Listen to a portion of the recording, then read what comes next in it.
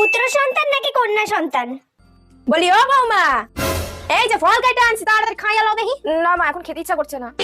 একদম না না, শুনুম না, আমার নাতির খিদা পাওয়া গেছে, তুমি খাইলে তো আমার নাতি খাইতে পারবে। এই নাও ধরো। আর শোনো বৌমা, আমার কিন্তু নাতি চাই, নাতি চাই। আরে বৌমা, কি করো ঝাঁটা নিচে রাখো তাড়াতাড়ি। আমার নাতি হলো এই বংশের প্রীতিম, আমার নাতিটা সবসময় যত্ন নিতে রাখবা, বুঝা? যাও ঘরে গিয়ে আরাম করো। হ্যাঁ হ্যাঁ বৌমা, বেশি বেশি করে সোনো পাউডার মাখো দেখি, তাহলে আমার নাতি একদম লাল টুকটুকে রাজপুত্রের মতো হইবে। বৌমা, আমার সোনার নাতির মঙ্গলের জন্য কালকে মা লক্ষ্মীর পূজা রেখেছি, তুমি কিন্তু তাড়াতাড়ি তৈরি হয়ে যাও।